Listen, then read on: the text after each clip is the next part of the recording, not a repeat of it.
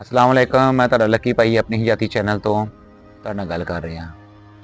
ਅੱਜ ਮੈਂ ਇਸ ਮੌਜੂ ਤੇ ਗੱਲ ਕਰ ਰਿਹਾ ਵਾਂ ਕਿ ਜਿਹੜੇ ਲੋਕ ਕਹਿੰਦੇ ਆ ਨਾ ਕਿ ਯਾਰ ਕਿ 100 ਮੁਰਗੀ ਰੱਖੋ ਤੇ 5 ਲੱਖ ਰੁਪਇਆ ਬਚਤ, ਮਹੀਨੇ ਦੀ 8 ਲੱਖ ਰੁਪਇਆ ਬਚਤ, 2.5 ਲੱਖ ਰੁਪਇਆ ਬਚਤ।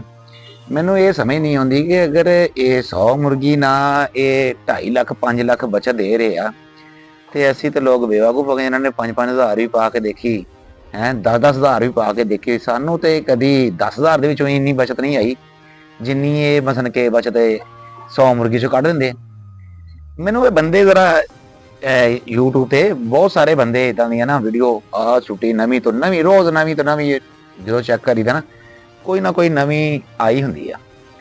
ਤੇ ਯਾਰ ਹੁਣ ਬੰਦਾ ਉਹਨਾਂ ਨੂੰ ਕੀ ਸਮਝਾਵੇ ਉਹਨਾਂ ਨੂੰ ਕਿ ਯਾਰ ਕਿ ਕੁਛ ਝੂਠ ਬੋਲਣ ਲੱਗੇ ਥੋੜਾ ਜਿਹਾ ਖਿਆਲ ਕਰ ਲਿਆ ਕਰੋ।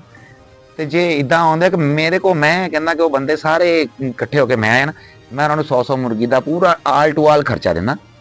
ਠੀਕ ਹੈ ਨਾ, ਖਰਚੇ ਦਾ ਮਕਸਦ ਸਮਝਦਾ ਨਾ ਕਿ ਮਤਲਬ ਕਿ ਜਿਹੜਾ ਉੱਤੇ ਖਰਚਾ ਹੋਣਾ ਆਲ ਟੂ ਆਲ ਮੈਂ ਦਿੰਦਾ।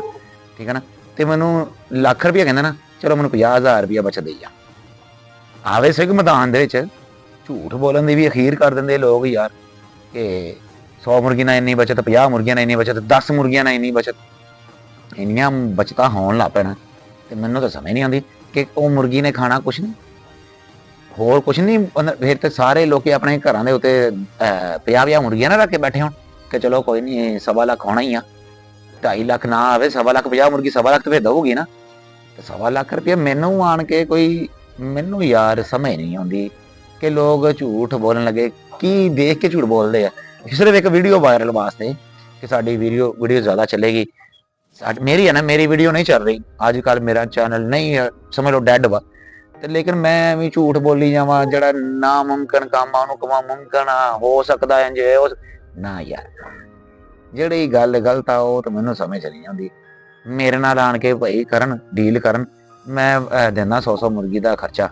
ਠੀਕ ਹੈ ਨਾ, ਕੋਈ ਆਵੇ ਤਾਂ ਸਹੀ ਮੈਦਾਨ 'ਚ ਜਾਂ ਕੋਈ ਆਵੇ ਦੂਸਰੇ ਨੂੰ ਮਸ਼ਵਰਾ ਦਿੰਦਾ ਇੱਦਾਂ ਅਗਰ ਕਮਾਉਣ ਨੂੰ ਕਹੀ ਜਾਂਦਾ ਬੰਦਾ, ਕਹਿੰਦਾ ਮੈਂ ਕਮਾਈ ਜਾਂਦਾ, ਤੇ ਫਿਰ ਲੋਕ ਪਾਗਲ ਜਿਹੜੇ ਬਾਹਰ ਵੀ ਜਾਣਦੇ ਇੱਥੇ ਬਹਿ ਕੇ ਉਹ 100 ਮੁਰਗੀ ਨਾ ਪਾ ਕੇ ਬਹਿ ਜਾਣ। ਠੀਕ ਹੈ ਨਾ, ਉਹ ਜਿਹੜੇ ਬਾਹਰ ਬੈਠੇ ਉਹ ਨਹੀਂ ਇੰਨੇ ਭੇਜਣ ਦੇ 2.5 ਲੱਖ ਰੁਪਇਆ ਮਹੀਨੇ ਦਾ ਹੈ। ਇਹ ਯਾਰ ਬਸ ਯਾਰ ਹੁਣ ਬੰਦਾ ਇਹਨਾਂ ਨੂੰ ਕੀ ਕਵੇ ਯਾਰ। ਅਸੀਂ ਜਿੰਨਾ ਅਸੀਂ ਪੋਲਟਰੀ ਦੇ ਵਿੱਚ ਕਹਿੰਦੇ ਨਾ, ਉਹ ਸਿਆਣੇ ਦੀ ਕਹਾਵਤ ਹੁੰਦੀ ਆ ਕਿ ਜਿੰਨਾ ਅਸੀਂ ਟਾਈਮ ਦਿੱਤਾ, ਪੰਜਾਬੀ 'ਚ ਤਾਂ ਬਹੁਤ ਕੁਛ ਕਹਿੰਦੇ ਨਾ, ਮੈਂ ਉਹ ਕਹਿਣਾ ਨਹੀਂ ਚਾਹ ਰਿਹਾ ਕਿ ਜਿੰਨਾ ਅਸੀਂ ਢੂਆ ਰਗੜਾਇਆ ਸਮਝ ਲਓ ਨਾ ਪੋਲਟਰੀ 'ਚ, ਸਾਨੂੰ ਤਾਂ ਨਹੀਂ ਪਤਾ ਕਿ 50 ਮੁਰਗੀਆਂ ਨਾਲ 2.5 ਲੱਖ ਰੁਪਈਆ ਤੇ ਫਲਾਣੀਆਂ ਮੁਰਗੀਆਂ ਨਾਲ ਕਿਹੜੀ ਨਸਲ ਵਾਲੀ, ਕਿਹੜੀ ਨਸਲ ਦਾ ਸਾਨੂੰ ਨਹੀਂ ਪਤਾ। ਹਰ ਚੀਜ਼ ਦਾ ਪਤਾ, ਲੇਕਿਨ ਇੰਨੀਆਂ ਬਚਤਾਂ ਨਹੀਂ ਹੁੰਦੀਆਂ ਜਿੰਨੀਆਂ ਬਚਤਾਂ ਕਿਸੇ ਦਾ। ਜਿੱਦਾਂ ਹੁਣ ਸ਼ੁਰੂ 'ਚ ਅਯਾਮ ਸਮਾਨੀ ਆਇਆ ਸੀ ਨਾ, ਉਹਦੇ ਵਿੱਚ ਵੀ ਤੇ ਅਗਰ ਤੁਸੀਂ ਕਹਿੰਦੇ ਨਾ ਕਿ ਅਯਾਮ ਸਮਾਨੀ 'ਚ ਵੀ ਬਚਤ ਬਹੁਤ ਸੀ। ਠੀਕ ਹੈ ਨਾ, ਲੇਕਿਨ ਉਹ ਸ਼ੁਰੂ ਦੇ ਵਿੱਚ ਉਹਨਾਂ ਉਹਦਾ ਉਹ ਪੇਅਰ ਵੀ ਮਹਿੰਗਾ ਹੁੰਦਾ ਸੀ, ਹੁਣ ਮਸਲ ਕਿ ਪੇਅਰ ਮਹਿੰਗਾ ਹੁੰਦਾ ਤੇ ਉਹ ਫਿਰ ਬਸ ਯਾਰ। ਬਾਕੀ ਲੰਬੀ ਚੌੜੀ ਬਹਿਸ ਨਹੀਂ ਮੈਂ ਪੈਣਾ ਚਾਹੁੰਦਾ। ਬਾਕੀ ਦੁਆਵਾਂ ਯਾਦ ਰੱਖਿਓ। ਬੜੀ ਮਿਹਰਬਾਨੀ। ਅੱਲਾ ਹਾਫਿਜ਼।